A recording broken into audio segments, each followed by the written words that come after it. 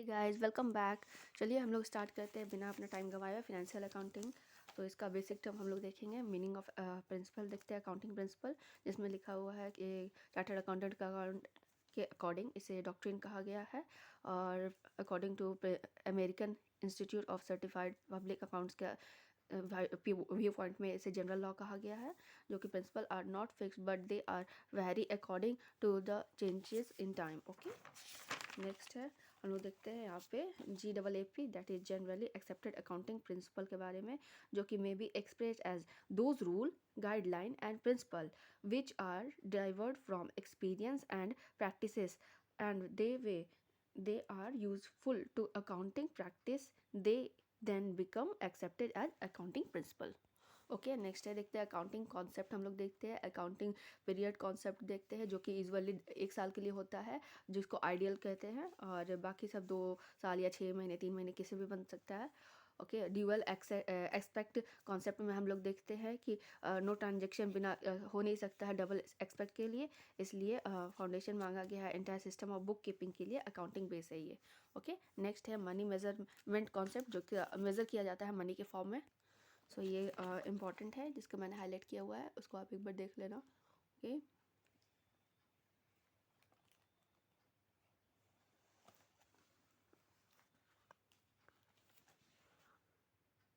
तो यहाँ पे एक्रुअल कॉन्सेप्ट है, जिसमें हमने देखा है एक्सेस ऑफ रेवेन्यू इनकम जब ज़्यादा हो जाता है एक्सपेंसेस थे तो उसको कहते हैं नेट प्रॉफिट, और रेवेन्यू एक्सपेंसेस जब ज़्यादा हो जाता है इनकम से तो उसको कहते हैं लॉसेस। ओके, यहाँ पे दिया हुआ है AS1 and accounting concept. AS1 में हम लोगों ने देखा है disclosure of accounting issue policies. Okay, next देखते हैं ये। देन नेक्स्ट चैप्टर में है हायर परचेज। हायर का मतलब होता है किराए पे।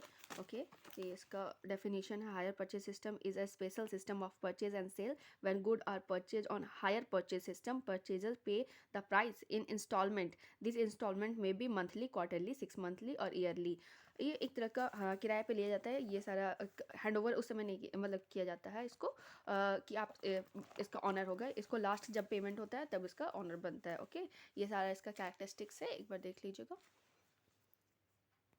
नेक्स्ट चैप्टर था हमारा इंस्टॉलमेंट पेमेंट। ओके, इसमें इंस्टॉलमेंट में पेमेंट किया जाता है। Under an agreement to purchase और pay by instalment the good become property of the purchase immediately when they he receive delivery. मतलब ये तुरंत ही में उसका मालिक बन जाता है।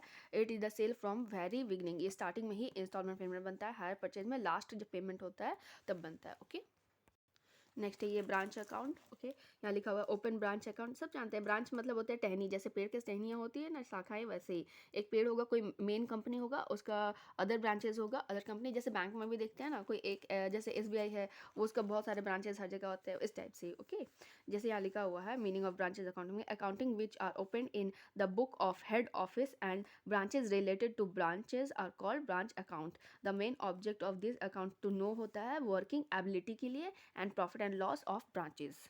यहाँ पे 5 टाइप का ब्रांचेस दिया हुआ है। Branches receiving good from head office at cost price and making cash cell only. फिर एक होता है कैश एंड क्रेडिट सेल। फिर एक होता है branch receiving selling price, invoice price and making cash and credit. फिर होता है एक इंडिपेंडेंट ब्रांच, और उसके बाद होता है फॉरेन ब्रांच। और ब्रांच अकाउंट इस टाइप से बनेगा। एक कोई कंपनी होगा, उसका लिखा होगा कि हाँ ये ब्रांच है, तो उससे ऐसे बनेगा। ठीक है, नेक्स्ट है अगर इसमें पूछा जाए स्टॉक और डेटर मेथड में, तो इसमें ये मेथड में हम लोग देखते हैं कि ये सारी चीज़ें बनते हैं। सिर्फ ब्रांच अकाउंट स्टॉक अकाउंट खोलता है, good send to branch account, branch debtor account, branch expenses account, branch adjustment account, stock reserve account. Okay, next है रॉयल्टी अकाउंट। इसमें कहते हैं एन इंडिविजुअल फर्म, कंपनी और एनी अदर इंस्टीट्यूट पे a certain amount as per agreement for acquiring a special right for using other property. This amount which is paid as consideration for the use of a special right is called royalty. Royalty में भी types देखते हैं। Without minimum rent, with minimum rent में कैसे कैसे होता है। Okay, यहाँ पे शॉर्ट वर्किंग का निकालने का फॉर्मूला में मिनिमम रेंट माइनस रॉयल्टी। जब पूछा जाता है when royalty is less than minimum rent, तो ये होता है लीज अकाउंट। फिर ये रॉयल्टी रिसीव, फिर व्हेन अमाउंट अबव रिसीव, तो फिर ये रहता है। ओके, और लीज का हम लोग देखेंगे तो लीज होता है हमारा AS19 में। ओके,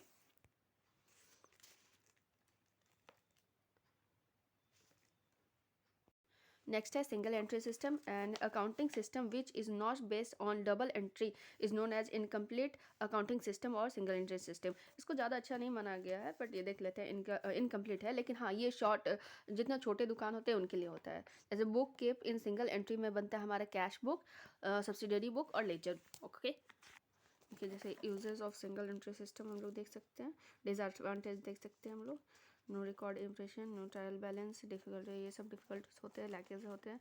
एडवांटेज में देखिए शॉर्ट लोगों के लिए होता है, फिर ये धोखा देने के लिए भी होता है, ये टैक्स बचाने के लिए। ओके, नेक्स्ट है डिपार्टमेंटल अकाउंट, जहाँ पे लिखता है when business is divided in many department then the accounts which are kept in this department are called departmental account. इसका एडवांटेज है प्रॉफिट के लिए जानने के लिए होता है, increase efficiency, forming business policy, increase profit, no real position of business.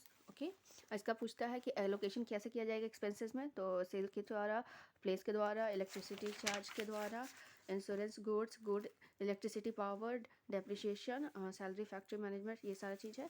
फिर देखिए अनलोकेटेड एक्सपेंसेस होता है हमारा income tax, salary of general manager, interest on loan, ये सारा चीज़ होता है, ये जो कि एक्सपेंसेस को कैलकुलेट करना, एलोकेट करने में इम्पॉसिबल होता है। ठीक, नेक्स्ट है डिसोल्यूशन ऑफ पार्टनरशिप, जिसमें लिखता है the dissolution of partnership between all partner the firm in a firm is called dissolution of a firm. फिर हम लोग देखते हैं कितने तरीके से ये होता है dissolution without intervention of court, बिना कोर्ट के हस्तक्षेप के, और एक होता है डिसोल्यूशन बाय कोर्ट, कोर्ट के द्वारा। तो ये होता है इसका तरीका। ओके,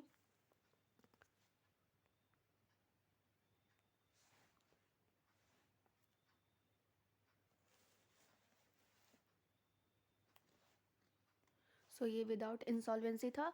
नेक्स्ट है डिसोल्यूशन पार्टनरशिप विथ इंसॉल्वेंसी, देख सकते हैं subject to contract between the partner firm dissolve by adjudication और partner is an insolvent. Insolvent में हम लोग देखते हैं section 42D the Indian partnership 1932, और ये फिर हमारा 1993 से एक नया व्यू पॉइंट दिया गया था इसके ऊपर, प्रॉफिट शेयरिंग रेशियो पे। तो ये है उसको एक बार देख लीजिएगा। ये according to gardener versus Murray 7th है।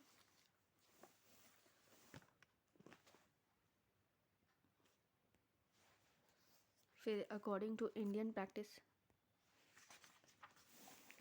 जैसे बनेगा, पहले partners account then lastly balance sheet. ये 20 आया हुआ है एक बार एग्जाम में, तो उसको देख लीजिएगा एक बार।